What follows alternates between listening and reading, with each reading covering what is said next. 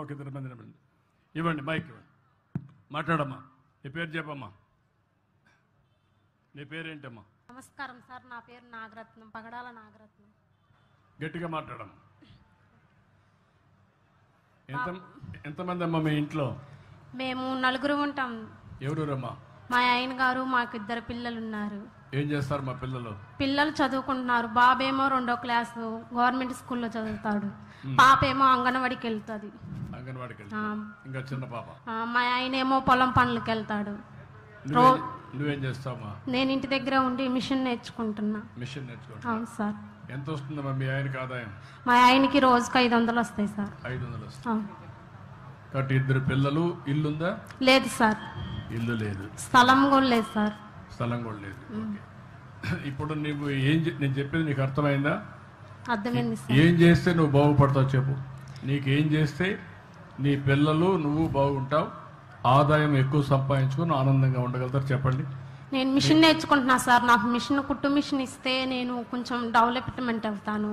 మా ఆయనకి ఆటో కావాలని పెట్టుకున్నాం. ఆటో ఇస్తే కొంచెం ఆయన ఆటో తోలుకుంటా సంపాదించుకుంటాం సార్. ఈ 2 పనులు ఇచ్చి పిల్లలు బాగా చదివిస్తే బాగుపడిపోతారా సార్? స్థలం, ఇల్లు కూడా కావాలి కదా సార్. అద్దె కొంటున్నాం సార్. ఇల్లు స్థలం ఇస్తే ఎంత కడుతున్నాం అద్దె? 1000 రూపాయలు సార్. 1000 రూపాయలు. 1000 రూపాయలు. అప్పుడు ఇల్లు కట్టిస్తే 1000 రూపాయలు మిగులుతుంది. అవును సార్. ఓకే. ఇప్పుడు ఆ అమ్మాయి విషయం విన్నారు మీరు, మార్గదర్శులు. మీరు రెస్పాండ్ అవుతున్నారు, నేను మాట్లాడతాను. ఓకే అమ్మా, కూర్చోమ్మా. థ్యాంక్స్. ఇంకా మిగిలిన వాళ్ళు? భూమి ఉందమ్మా నీకు? లేదు సార్. భూమి ఏమీ లేదు. లేదు. ఓకే, రామ్మా, మాట్లాడమ్మా. నా పేరు భాగ్యం అండి. అటు మాట్లాడమ్మా. నా పేరు భాగ్యం అండి. మాకు ముగ్గురు బాబులు, 2 అమ్మాయిలు ఉండారండి. ఎవరి కాళ్ళతో అయిపోయిందండి. నేను ఒక్కదాన్నే ఉండా. మా ఆయన గారు పోయి సంవత్సరం వెళ్ళిపోయిందండి. నాకు పింఛన్ రావట్లేదండి. నాకు కావాల్సింది పింఛనేనండి. ఓకే, కలెక్టర్ గారు పింఛన్ ఇచ్చేసిండి వీడికి.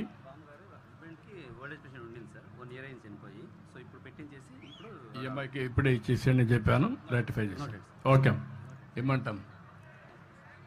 ఇప్పుడు అక్కడ ఉండే వాళ్ళు ఒకరిద్దరు వచ్చి మాట్లాడండి. ప్లీజ్ కూర్చోండి మా. మిమ్మల్ని ఇలా కలిసినందుకు చాలా మిమ్మల్ని ఇలా కలిసినందుకు చాలా ఆనందంగా ఉంది సార్. కూర్చోమా. నా పేరు రమాదేవి. తీసుకుంటాను, కూర్చో. నా పేరు రమాదేవి. మా ఆయన గారి పేరు లక్ష్మయ్య సార్. మాకు 2 పిల్లలు సార్. వాళ్ళని గవర్నమెంట్ స్కూల్కే పంపిస్తున్నాను సార్. మా ఆయన గారు కూలి పనికి వెళ్తారు. రోజుకు 300 రూపాయలు వస్తాయి. ఇల్లు కట్టించేసి 2-3 గేదెలు ఇస్తే చూసుకుంటాను సార్. గేదెలు ఉన్నాయమ్మా? ఇవ్వండి, లేవు సార్. కావాలి. 2-3 గేదెలు ఇస్తే, ఇల్లు కట్టిస్తే. మీ ఆయన ఏం పని చేస్తాడు అప్పుడు? కూలి పనికి వెళ్తారు సార్, కర్రకి వెళ్తారు. దానివల్ల కొంచెం ఆదాయం పెరుగుతుంది, ఈజీ అవుతుంది అంటావు? అవును సార్. ఓకే, ఇప్పుడు విన్నారు మీరు. ఆ అమ్మాయి అడిగే నీకేం భూములు లేవు? లేవు లేదు. నువ్వేం చదువుకున్నావమ్మా? నేను ఇంటర్ చదివాను సార్. ఇంటర్ చదివావు. మీ ఆయన? మా ఆయన 6th క్లాస్ చదువు. 6వ తరగతి చదివాడు. ఈ అమ్మాయి ఇంటర్ చేసింది. భర్త 6 చదివాడు, కూలి పని చేస్తాడు. 2 పిల్లలు ఉన్నారు. ఆస్తులు ఏమి లేవు, ఇల్లు కూడా లేదు. లేదు కదా? లేదు సార్. ఇల్లు లేదు. గేదెలు పట్టిస్తే పాడి పరిశ్రమ అయితే నాకు ఆదాయం వస్తుందనేది కోరిక. అదే మరి ఇల్లు కట్టించి గేదెలు పట్టిస్తే ఆదాయం వస్తుంది, బాగుపడతామని రిక్వెస్ట్. అంతే కదమ్మా? ఓకే, మీరు వింటున్నారు. ఇప్పుడు ఇచ్చేసే మైక్గా. ఇంకెవరమ్మా? ఎవరన్నా ఉన్నారా అక్కడ ఉండేవాళ్ళు? ఎవరన్నా ఎవరాయా? ఇంకెక్కువ లేకుండా అందరూ మళ్ళా మన వాళ్ళు పంపిస్తాను, వాళ్ళు వచ్చి మాట్లాడతారు. మీరు ఆయన మాట్లాడించండి. రాయా, మైక్ తీసుకో, చెప్పమ్మా. నా పేరు కోండ్రు రమేష్ అండి. మైక్ దగ్గర పెట్టుకో. నా పేరు కోండ్రు రమేష్ అండి. రమేష్ చెప్పు. నాకు ఇల్లు అయితే లేదు కానండి, అమ్మ వాళ్ళది ఉంది. అమ్మ వాళ్ళ ఇల్లు ఉందండి. అమ్మ వాళ్ళ ఇల్లు ఉంది, నీకు ఇల్లు లేదు? ఇల్లు లేదు. మీ అమ్మ నాన్న ఇద్దరే ఉన్నారా, ఇంకెవరున్నారు? 2 ఉన్నారండి. వాళ్ళిద్దరు, నువ్వు, భార్య? భార్య లేదండి, చనిపోయింది. చనిపోయారు. బాబు కూడా మన రీసెంట్ గా 1 సంవత్సరం క్రితం చనిపోయిందండి. మీ బాబా? అవునండి, పెద్ద బాబు ఆత్మహత్య చేసుకున్నాడు. ఏ వయసు? 18 సంవత్సరాలకి. 18 సంవత్సరాలకి. ఒక అబ్బాయినా? 2 అబ్బాయిలండి. ఇంకొకటి ఏం చేస్తాడు? 7th class చదివిందండి. 7th class. ఇప్పుడు నువ్వు చెప్పు, నేను చెప్పింది నీకు అర్థమైందా? నువ్వేం చదువుకున్నావు? నేను 9 అండి. 9వ తరగతి. ఇప్పుడు నేను చెప్పింది అర్థమైతే నువ్వేం చేస్తావు, నువ్వు బాగుపడతావు. ప్రభుత్వం ఏం చేయాలి, నువ్వేం చేస్తావు, మార్గదర్శి ఏం చేయాలనుకుంటున్నావు? నేను ప్రస్తుతానికైతే కూలికి వెళ్తున్నానండి. అంటే సుబాబుల కర్రకి వెళ్తాను. రోజుకు 300 నుంచి 350 దాకా వస్తాయి. నా పిల్లల్ని చదివించడానికి నాకు ఆధారం అనేది లేదు. అమ్మ వాళ్ళు కూడా ముసళ్ళు అయిపోయారు. వాళ్ళకి ఏంటంటే నేను చేసి పెడితేనే వాళ్ళకి ఆధారం. వాళ్ళకి పెన్షన్ ఏమైనా వస్తుందా? నాన్నగారికి వస్తుంది. నాన్నకు పెన్షన్ వస్తుంది. పెన్షన్ అది కొంతవరకు ఆధారం. కొంతవరకు. ప్రజెంట్ ఏంటంటే నాకు ఆదాయం అంటే కూలి పనికి పోవటమే. తర్వాత నాకు ఏదైనా గవర్నమెంట్ ద్వారా ఒక ట్రాక్టర్ కానీ అలాంటిది నాకు నా పిల్లల్ని చదివించుకోవడానికైనా ఉన్న పిల్లలు ఇద్దరిలో బాగొట్టుకున్నా కాబట్టి ఆ పిల్లల్ని చదివించుకోవాలని. ఓకే, మీరు విన్నారు. ఇవన్నీ నేను యాక్షన్ ప్లాన్ చేసి అన్నీ చేస్తామయ్యా మీ మనోభావాల ప్రకారం. చాలా సంతోషం, చేద్దాం. థ్యాంక్ యూ మా. నీ పేరేమన్నామా? రమేష్ అండి. రమేష్. Thank you Ramesh. నేను మాట్లాడు. ఇప్పుడు మార్గదర్శిలో ఒకరిద్దరు మాట్లాడించండి సార్. సార్ ఒక మార్గదర్శనం. సార్ మార్గదర్శి శ్రీ గోగినేని రవిచంద్ర గారు, crux Biotech India private limited sir. వీళ్ళు మార్గదర్శిగా అవుతామని ముందుకు వచ్చారు. ఐ రిక్వెస్ట్ గోగినేని రవిచంద్ర గారు దయచేసి మాట్లాడండి. ఈ అవకాశాన్ని కల్పించిన నారా చంద్రబాబు నాయుడు గారికి, ముఖ్యమంత్రి వర్యులు, మా ఎమ్మెల్యే గారు సౌమ్య గారికి, మా ఎంపీ గారు చిన్ని గారికి ధన్యవాదాలు తెలుపుకుంటూ, సార్ మీరు చెప్పిన ఈ P4 programme, zero property programme చాలా ఇన్స్పిరేషన్గా ఉంది సార్. ఒక ఇండస్ట్రియలిస్ట్కే కాదు, ఎన్ఆర్ఐస్ కానివ్వండి, మాకు తెలిసిన ఫ్రెండ్స్ చాలామంది చాలా పాజిటివ్గా అడుగుతున్నారు. ఈ కార్యక్రమంకి లబ్ధిదారుల లిస్ట్ ఫైనలైజ్ అయిందా, ఎలా చేయాలి, ఆన్లైన్ ఎలా చేయాలి అనే విషయం మీద ఇంతకుముందు కొంత గ్యాప్ ఉండేది సార్. ఎవరైనా ఫైనాన్స్ చేయాలి, ఎవరైనా లబ్ధిదారులకు ఏదైనా అందివ్వాలి అని అంటే ఎలా చేయాలి, ఎవరితో మాట్లాడాలి, అది నిజంగా వాళ్ళకి చేరుతుందా లేదా, ఇలాంటి సంశయాలు చాలా ఉండేయండి. బట్ మీరు ఏర్పాటు చేసిన ఈ పర్టికులర్ P4 ప్లాట్ఫాము చాలా ఇంట్రెస్టింగ్గా ఉంది అండ్ అందరికీ అందుబాటులో కూడా ఉంది. బట్ ఇప్పుడు మీరు వీళ్ళ ముగ్గురితో విన్న తర్వాత నేను పర్టికులర్గా మన దగ్గరలో ఉన్న పెద్దవరం విలేజ్ నుంచి, పెద్దవరం విలేజ్లో మన ఇండస్ట్రీ ఉంది sir, ethanol manufacturing unit. So నూతనంగా ఈ లాస్ట్ 1 year నుంచి ఇంకొక కొత్త యూనిట్ కూడా ప్రారంభించాం సార్. అది ఇవాళ నుంచే ప్రొడక్షన్లోకి వచ్చింది. సో ఈ 2 యూనిట్ల నుంచి సుమారుగా మా దగ్గరే 500 మంది దాకా పనిచేస్తున్నారు సార్. ఈ 500 మందిలో చాలా గర్వంగా నేను చెప్పుకోగలిగింది ఏంటంటే, మా పెద్దవరం, నందిగామ, ఈవెన్ ముప్పాళ్ళ నుంచి కూడా 2 మనుషులు నా దగ్గర ఉన్నారు. సో పెద్దవరం చుట్టుపక్కల పరిసర గ్రామ ప్రజలు మొత్తం దగ్గర 480 మంది నా దగ్గరే పనిచేస్తున్నారు సార్. బయట నుంచి out of AP state only 9 మంది మాత్రమే పనిచేస్తున్నారు. సో అంత నిబద్ధతతో మన ప్రాంతాలను డెవలప్ చేయటం కోసం మా ప్రయత్నం మేము చేస్తున్నాం సార్. ఆ ప్రయత్నానికి కొనసాగింపుగా ఇప్పుడు మీరు అందించిన ఈ అవకాశాన్ని కూడా తీసుకుని మీరిచ్చే డైరెక్షన్లో పనిచేయడానికి సిద్ధంగా ఉన్నాం సార్.